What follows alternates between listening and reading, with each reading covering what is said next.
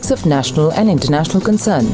The second day of the forum was jam-packed with interesting breakfast sessions on e-commerce, inculcating work and life skills in school education, art of persuasion and negotiation, grandma stories, cloud economics, net neutrality and quality and innovation.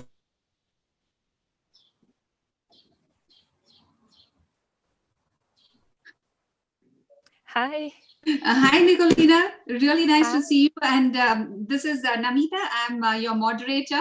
And Nicolina, did you get to watch that video? It was really exciting on the Empowerment Forum, the first ever one that was held. Yes. And, yeah, I'd like to welcome you to this session. And building the resilient you is your topic. And I'd like to introduce you before you start. You're sitting in a very pretty place, by the way. It looks really nice where you are. So you're 18 years old and you're a high school student in USA, Atlanta. Yes, and activist, exactly. Very passionate about global women empowerment, Nicolina. So we'd love to hear from you. You've got 20 minutes to across the globe gathered together to lighten the first ever annual Women Economic Forum in Goa at Goa Marriott from May 7th to May 11th, 2015. Along with the women leaders were business leaders, corporate coaches, entrepreneurs, authors, icons, actors, political stalwarts, policy makers, ambassadors and media personalities who came together at the Women Economic Forum to create a truly vibrant atmosphere of discussion, debate and millennial thoughts. The Women Economic Forum 2015 program was spread over a diverse range of topics with exceptionally good speakers. Over 400 delegates came back with a lot of experiential learning in an environment of positivity and fun. Some of the eminent personalities at the forum were Chief Minister of Maharashtra, Shri Devendra Fadnavis, actor Vidya Balan, renowned film director Madhur Bhandarkar, politician and retired IG Dr. Kiran Bedi, the Ambassador of Turkey, His Excellency Dr. Burak Akkapar, Sri Sachin Pilot, former MOS Government of India, and Sarah Pilot, founder Sequin.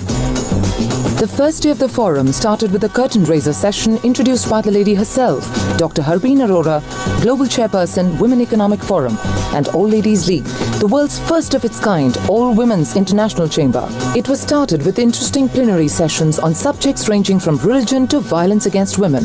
Women delegates from Poland, London, Israel, Pakistan, Morocco, Canada, USA and other countries shared their exclusive thoughts on the topics of national and international concern. The second day of the forum was jam-packed with interesting breakfast sessions on e-commerce, inculcating work and life skills in school education, art of persuasion and negotiation, grandma stories, cloud economics, net neutrality and quality and innovation. The plenary sessions included the discussions on the business of beauty, fashion and entertainment, defining trends from world over, exploring women-oriented cinema with a much-honoured filmmaker, Madhur Bhandarkar, whose movies are known for their strong female protagonists and out-of-the-box narratives. Those who also spoke were Meghna Ghai Puri, President Whistling Woods International, Ashok Pandit, Member of Censor Board and filmmaker, Poonam Dhillon, actor and politician, Zarina Stanford, Vice President, Asia Pacific IBM, Alok Bansal, CFO and co-founder, PolicyBazaar.com. The day also experienced an awards ceremony specially organized to felicitate the Goan women achievers from different spheres of life, namely Odette Mascarenhas, preserver of traditional Goan culinary, Cecile Rodrigues, an ace Zumba dancer, successfully running a dance academy, Ethel De Costa, a prominent media professional and a prolific writer, Sonia Shirsat, the world's best fado singer and promoter of traditional Goan music, and Archana Bhobe, a noted fashion designer. The third day of the forum started with scintillating breakfast roundtables on topics like meditation and its power, caretaking of elders, intuitive healing therapies, consumerism, and angel funding, followed by some compelling parallel sessions on entrepreneurship at grassroots, the new women empowered, enlightened, and inspired, the power of miracles, art of cross-cultural yogans, social media blueprint, and others. Among the parallel sessions was a candid conversation with Amrita Fadnavis, the First Lady of Maharashtra. The The fourth day of the forum started with breakfast roundtables on topics like personal branding, NGOs or entrepreneurship, hypnosis, and healthcare, followed by lunch roundtables and plenary sessions. Some crucial sessions included Maharashtra, the financial capital and leader in growth, role of media as change agents, effective, accountable and corruption-free governance. In conversation with Vidya Balan, actor and woman icon. Those who spoke included Honorable Chief Minister of Maharashtra, Shri Devendra Fadnavis, well-known actress Vidya Balan, Dr. Kiran Bedi, politician, Umesh Upadhyay, President, News at Network 18, Mohan Shivanand, Editor-at-Large, Reader's Digest, Pinky Anand, Additional Solicitor General of India, Dr. Habil Korakiwala, Founder Chairman and Group CEO, Walker Limited, Prahlad B. Chhabria, Director, Phenolex Cable Limited, Siddharth Zarabi, Executive Director, Bloomberg TV India, Rohit Bansal, Managing Director, TV 18, Bhupendra Chaube, Consulting Editor, CNN IBN, and Mr. Dilip Piramal, Chairman, VIP Industries.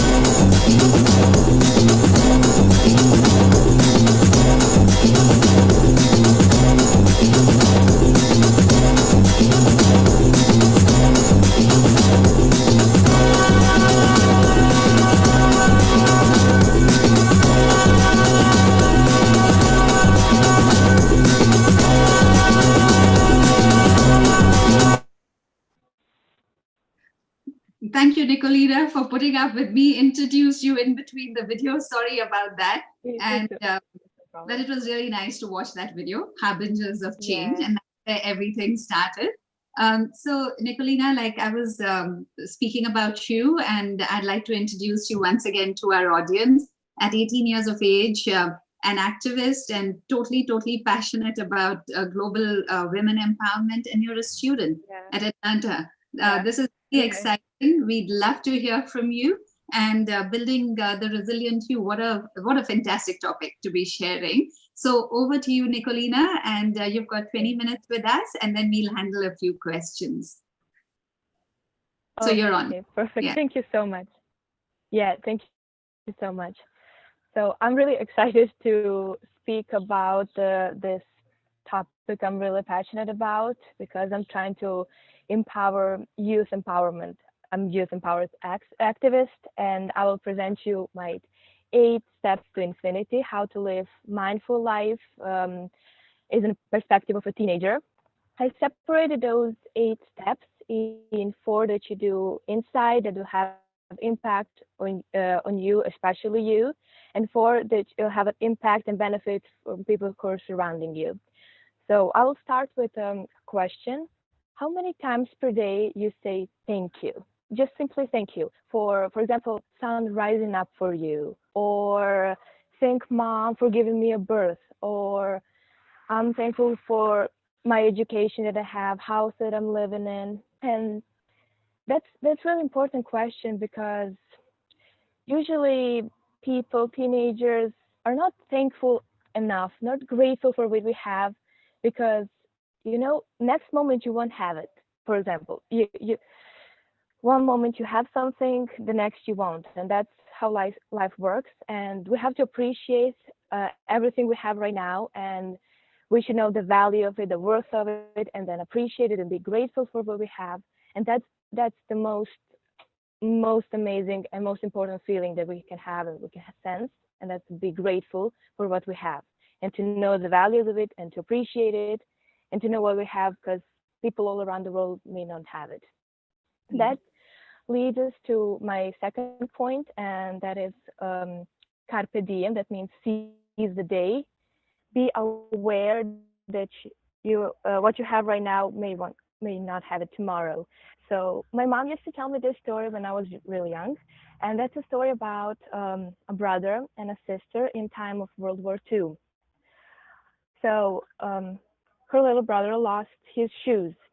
They didn't have parents, so he lost his shoes. He didn't know where he put it, and her sister was yelling at him. She was screaming. She was really mad. She was really pissed off. He lost his shoes.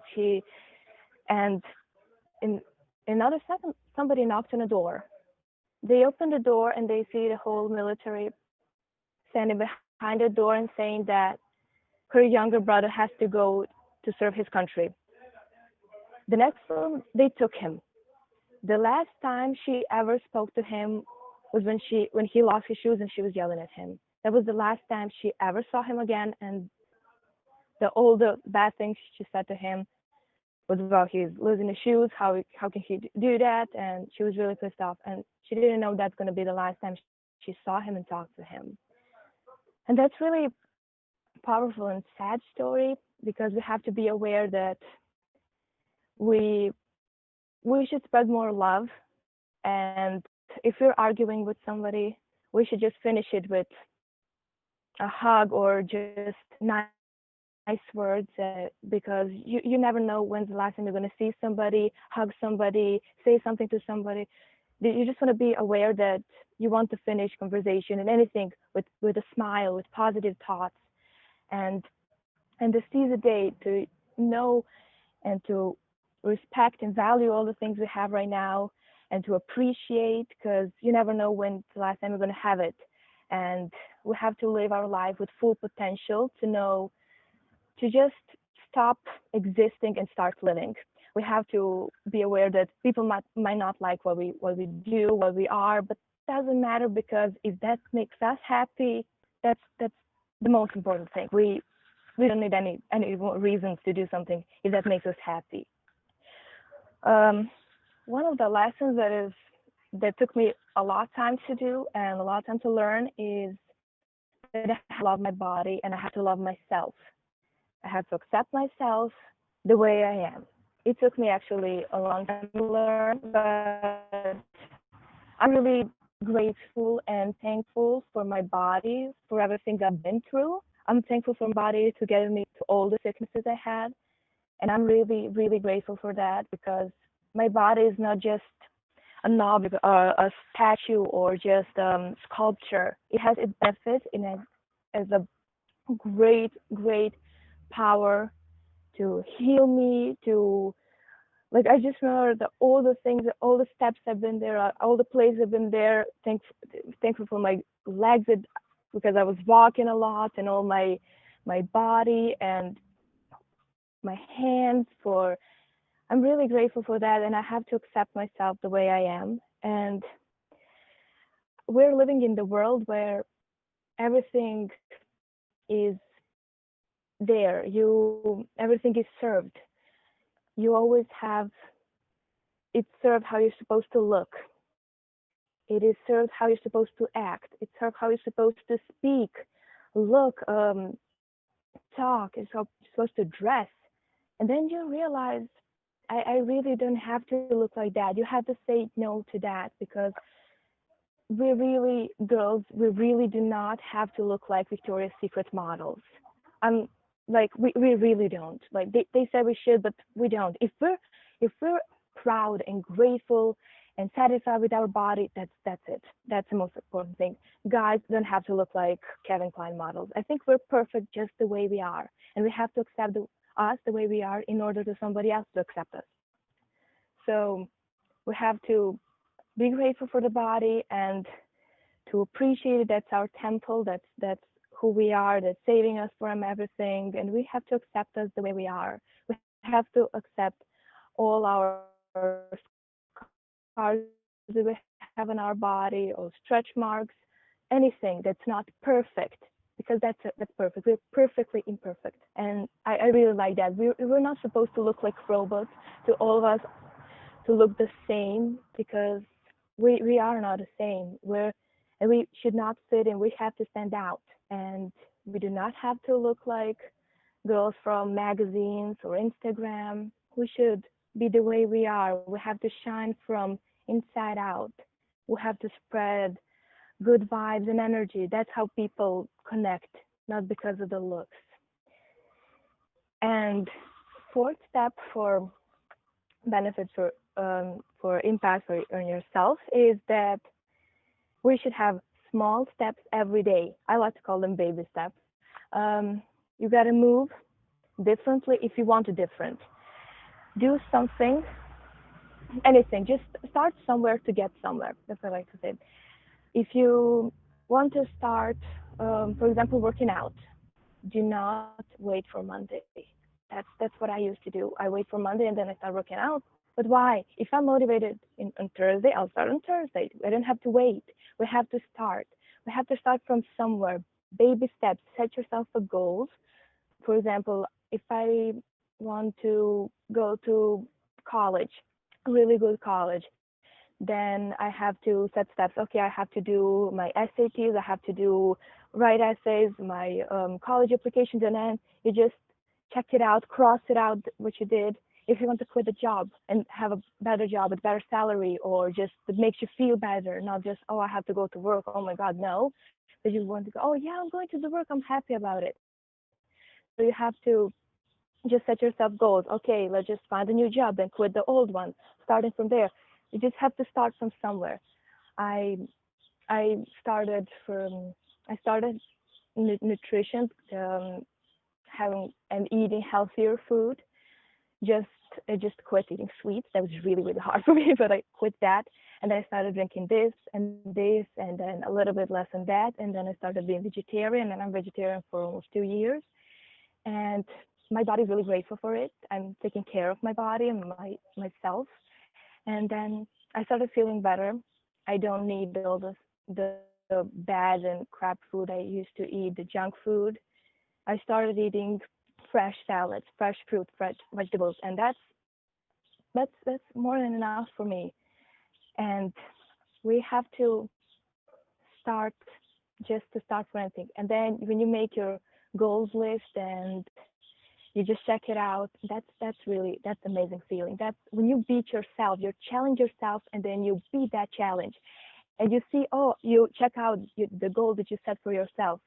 That's just the most powerful battle you can get, the most powerful challenge. And then you just check it out because you did what you set for yourself. That's the greatest battle you can win. So I'll start from the four outside that will have impact and benefits for everybody that is surrounding you. So the first one in order is we are not actually aware how our words are powerful. The most dangerous and the most dangerous weapon in the world are actually it is actually nuclear bombs, but let's say they're words. Actually, they are words. When you think that words can change somebody's day, make them happy, make them feel something excitement, make them feel sad, depressed, anxious, then you realize, wow, when somebody say to me just on the street, hi, that's actually, no matter how crappy they had, makes me happy. I was like, yeah, thank you. Just when somebody say you look nice today, just a complete stranger in a mall, I like your skirt. Well, I'm like, thank you, and that makes you feel happy. Can you imagine, for example, someone is just walking past you and, for example, dressed look not usual, and then you just pass by and say, gross. How does that make that person feel? Just anything, just give them some facial expression. That makes that person feels really bad, and that makes them feel like they're not enough, and they should not dress like that, or make them sad, and that can lead to another stages. So we have to be careful what words are we using to use them properly, because we just I usually, when I'm waiting for a bus, I'm just sitting on a station waiting for my bus to come, and then usually a grandma or grandpa sit next to me, and they're just talking to myself instead of just putting earphones in, or just scrolling to messages, or just looking away, or trying to do something else, ignore them. I start talking, because you may not know that they do not have anybody. They didn't have children or grandchildren or friends or any kind of family relatives. they might be alone, and then instead of you just looking away, ignoring, you should just start and just talking to them. Just listen to them. That you didn't have to talk. You just have to listen and just maybe not even pay attention, but just listen to them and make them feel better. When you ask someone, "How are you?" They know that that's not that's not a big effort you can do, but actually it makes a lot of impact to people. They not know the they may not know that people still actually care, and then humanity is not dead. So when you just ask someone, "How are you?" "Hi," or just smile to them, that makes them feel better. And we not know the value of words. As I'm learning from years, and we have to use them properly because they are stronger than we think we are. We think they are. The sixth point is find a reason to be happy. Let the world see your smile. Let's just all smile for a second and just see, just let's smile, and no matter how sad we are sometimes and just want to lay on a bed, watch Netflix and eat ice cream. We're so sad because I don't know how we're supposed to do this anymore, and just being so sad and depressed. And then you realize, well, I'm alive in the first place. I'm alive and I have my life, and I have my house, I have my apartment, I have food to eat, I have water to drink, I have family. You have yourself. And then you realized, well, people sometimes don't even have that. You see, people, your house is a dream of somebody who's homeless. When you're just walking the street and thinking, well, I should get new sneakers or something, then I see a person who doesn't have feet. When I realized I want sneakers, I saw a person who doesn't have feet, and then you're satisfied with what you have, and be happy what you have right now. Find a reason to be happy, and there's tons of them. We just have to open our eyes to see it.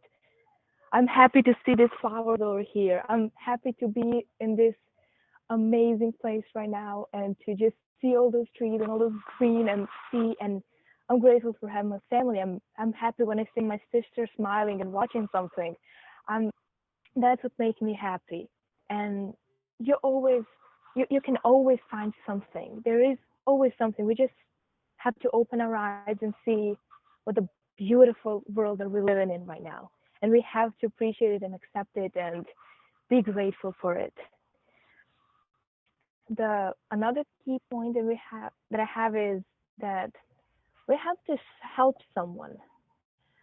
Just to help someone, like neighbors, family, friends, parents, colleagues, neighbors, strangers, just to help them. When you see somebody is just carrying the big bags from grocery stores and you can lift them up, help them out. You see a grandma can pass the street, help them out, because it's really nice when you know you're not alone in something. You know you don't have to face something alone, and you just have challenges of your own. People can help you, and people know that. We just have to let it go. We have to let people help us, and we have to help people because we're living in a community, and we have to help each other to empower, to have a greater impact on each other. We have to help each other in any situation. And then when you just start helping someone stranger or your parents or something, then you realize, and someday later you'll just help for no reason, just because that makes you feel better, makes you feel useful and proud of yourself, because at least you did something good today. You helped someone, and then you start doing it for no reason, just because you want to. No reason, just you want to help someone. You see they're struggling, you want to help them out. And that's really nice, and that's why people start volunteering. That's why I started volunteering, and that's amazing. You start working with someone about in something. You help your community, because we're in this together. This community has to stick together. We're in this world together, and we have to give all in and then be together and have an empower this world, our women, all the people in the world. And then I'm really grateful for that I can help someone, and this makes me feel good, and they make feel good for everyone. And the last step we have is repeat all 7 steps as much as you can daily. So we have to be grateful for what we have and be thankful and say thank you as much as we can today. And we have to live our life fully, seize the day, carpe diem, because tomorrow we won't have something. We have to live our life fully, be happy, do something we never said we would. We have to love ourselves and our bodies. We have to accept the way we are. We have to start from baby steps and then start somewhere to get somewhere. And we have to be careful what are we saying, because words are a weapon too. And then we have to find a reason to be happy. There are tons of them. We should help someone to make them feel better, and that makes us automatically feel better too. For all those hacks, they're providing me a better life. From the beginning, I started doing that. They make me feel better, to live mindful life, and I hope they will make you and be useful for you too. Thank you very much. Wish you all the best. Thank you so much, Nicolina. And that's just amazing to hear that from you. I've made copious notes just listening to you. And can I ask you a question, please? Of course. Yeah. Nicolina, you're really this young, and this was a lot of wisdom. And I can see that you've been practicing it yourself because you're so passionate and excited about every point you share. What got you started this journey? I mean, just at 18, what got you started thinking this way? What was it that sparked you in this direction? Actually, if I'm being honest, I wasn't that enthusiastic 2 or 3 years ago. You wouldn't recognize me. I was literally the whole different person. So I changed like a lot in every aspect. First, I actually watched the movie Secret. So that's what I started. And so yeah, that makes me appreciate everything and then use words, and I started meditating. And my family are doing the same things.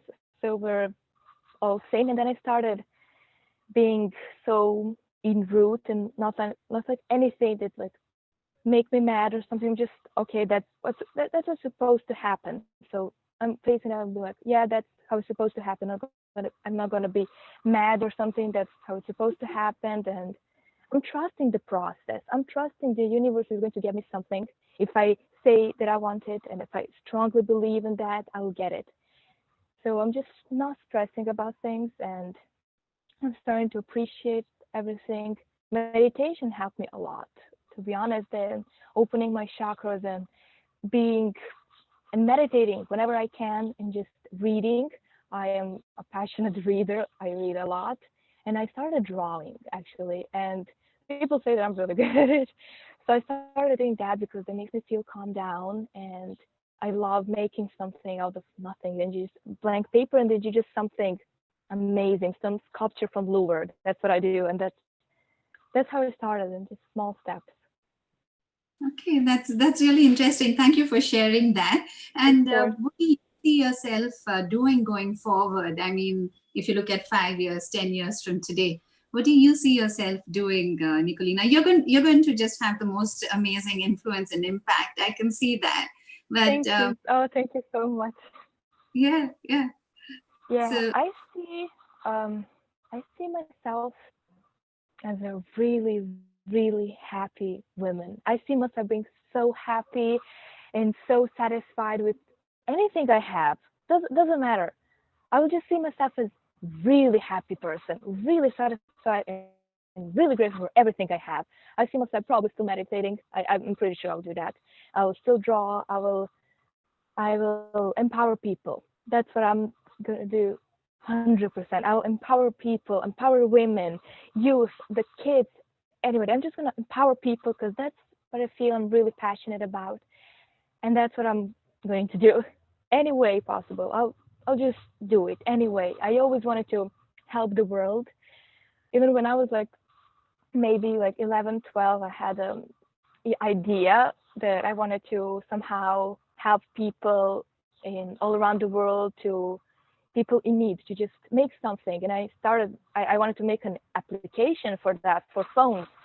So I was really passionate from young age to empower people and empower this world and improve this world to make it a better place.